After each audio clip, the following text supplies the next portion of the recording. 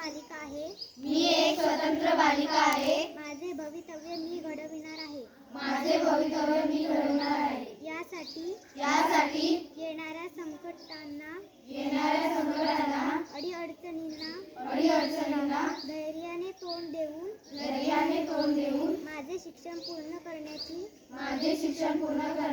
माझी तयारी आहे. माझे शिक्षण मी अर्धवट सोडणार नाही. शिवाय माझ्या इतर भगिनींना देखील शिक्षणासाठी प्रोत्साहन देईल. घटनेने व्यक्ती म्हणून दिलेल्या हक्कांचा मी पूर्ण वापर करेन. सावित्रीबाई फुले यांनी निर्माण केलेल्या परंपरेचा पायी होण्याची पात्रता माझ्या अंगी यावी म्हणून सदैव प्रयत्न करेन. देशाच्या प्रगतीचा